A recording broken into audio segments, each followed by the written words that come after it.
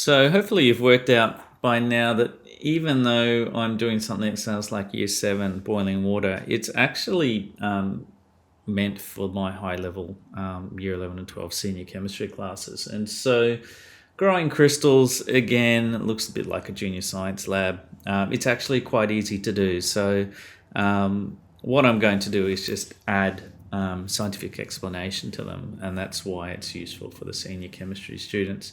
So help yourself off by getting a starting crystal, and I just wrap it up in wire just because it's easier, and then you fill it up with saturated copper sulfate solution. So what happens is, as the water evaporates off, copper sulfate ions cannot be as soluble anymore because they're already at maximum solubility. So they precipitate out onto a solid, and they end up joining up to the crystal and making the crystal the shape it is. And so that's what I want to explain here. So you can see at the very start here, you can see it's all wrapped up in wire quite messily, and it's quite a random shape.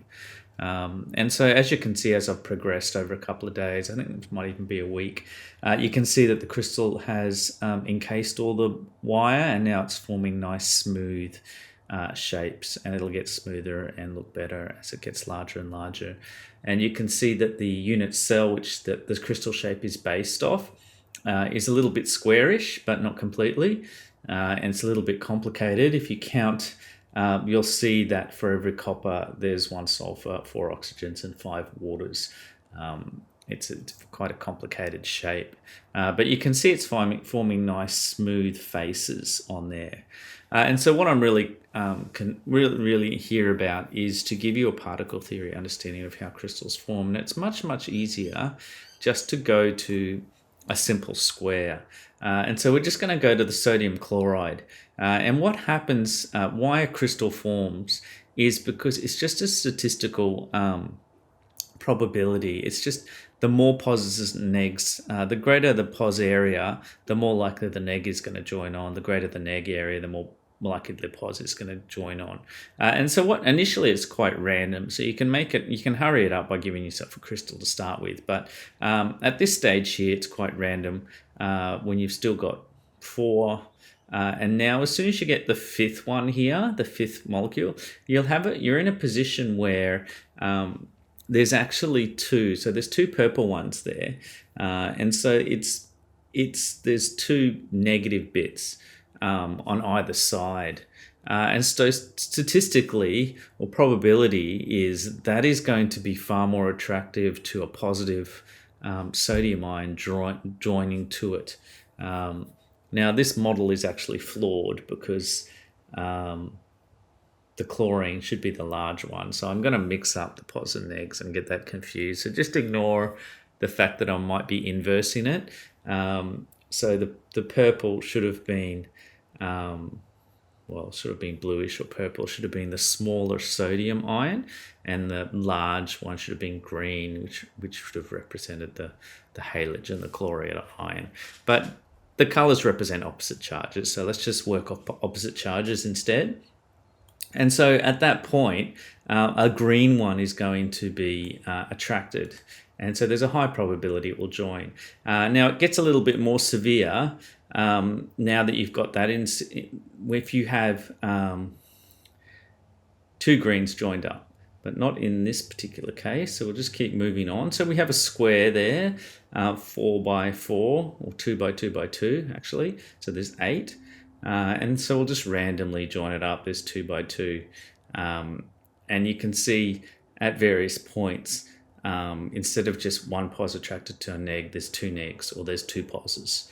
And so what we have there with the 3 greens, you can see there that is highly, that's 3 greens. So 3 greens is going to be highly attractive to a purple. And so the most likely next thing to be joined up to that is purples. And so there you go, you get purples. All right. And so that's how the shape forms.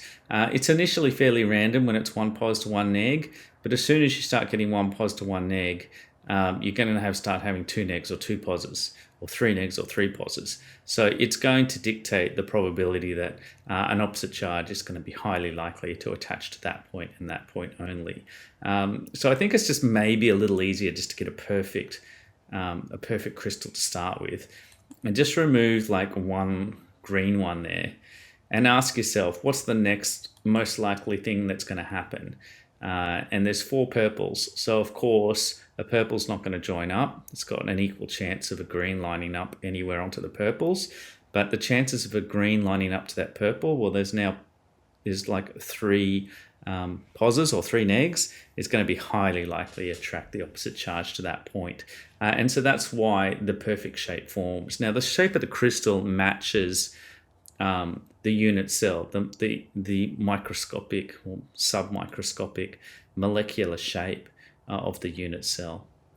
It just expands itself out.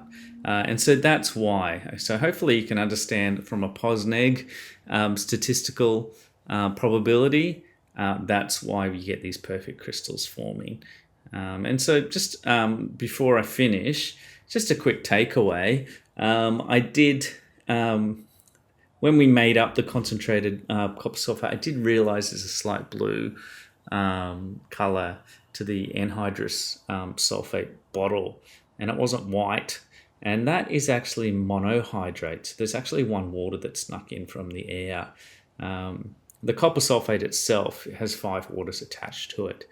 And so you can see why I have issues with the whole idea that dissolving is a physical change. There's a hell of a lot more going on than just a physical change. And so be careful. That's a 10% error for senior students.